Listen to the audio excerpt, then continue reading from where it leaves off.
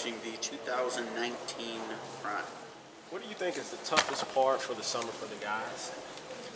I think for a lot of the guys, it's the first time they've ever gone through the grind of a normal high school season and then straight into the summer and playing for coaches and that kind of competitive atmosphere.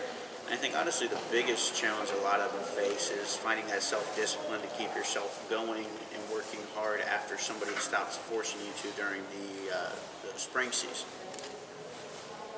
Give us an overview of the team.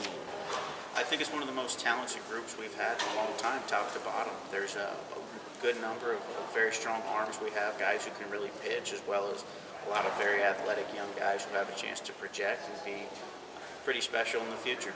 Tell us about some of the committed guys that's on the team. Right now we have Brandon Walker out of Florida Christian in Tallahassee.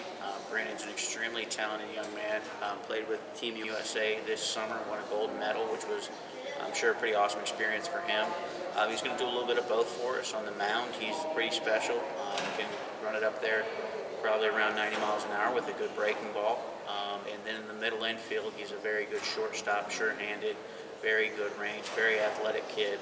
Additionally, we have Dylan Simmons out of Trinity Christian in Jacksonville. Dylan's a very big frame kid, very strong. Throws 85, 87, somewhere in that range, but can really pitch at that velocity, which for a freshman is something pretty special. He's got good secondary stuff, pitches to both sides of the plate, and makes it really tough on hitters. What's your favorite restaurant over the summer to visit? Favorite restaurant of the summer, without a question, is the Marietta Diner. And if anybody doesn't say that, I don't want to be friends with them. What type of coach do you think the players view you as? I don't know. I don't worry too much about what people view me as. I feel like that I've been taught to do things a certain way, and I feel like it's the right way. So I stick to my guns, and we try to play the game hard and hustle and have fun and enjoy ourselves more than anything, but make sure we're doing things the right way, and how people view it is kind of up to them. Oh, I guess I would probably think I'm more of an old school coach, but who knows? What tournament do you feel like you look forward to the most this summer? Favorite tournament of the summer, probably the World Series. That's a special event in that it's invite only. So a lot of times with the bigger tournaments, you run into some interesting draws, and some guys get better teams to play early and some don't.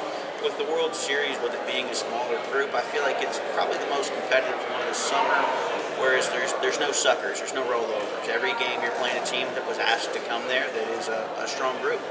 What's the toughest trend about transitioning from spring to summer? Obviously the wood bat plays a part for the hitters.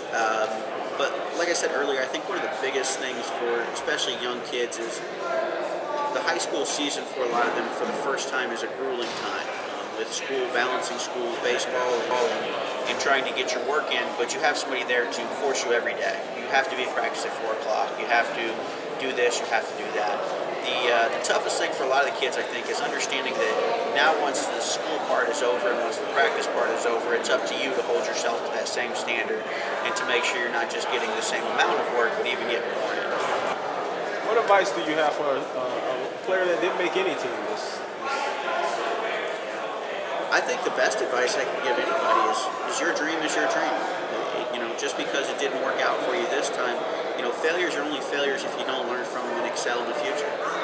So if you didn't make a team this time, that's not the end of the world. You have a chance to go make some changes and do things differently. Don't repeat the same mistakes you've made in the past, and get better from what you can learn and give it another shot. If it's something you want, then it never goes away.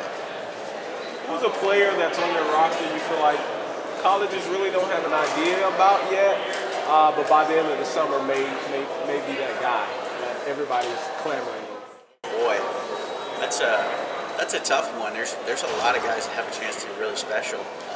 We've got 4 or 5 guys up the middle that I feel like are all Division I shortstops down the road. We've got 2 catchers that I feel like are both very, very far ahead of where they should be at this point in their development. We've got 3 or 4 outfielders that all have a chance to be pretty special, and not to mention the depth we have on the mound. To identify 1 or 2, is really kind of a tough task, especially because so much changes with the freshman group from even tryouts to when we get them in the summer. So, I think that there's about 10 to 12 guys that have a chance to be that guy, if not more. And the work they put in between tryouts and the start of the summer is going to identify who that guy ends up being. Who's your favorite former or current Scorpion player? Favorite former or current Scorpion player?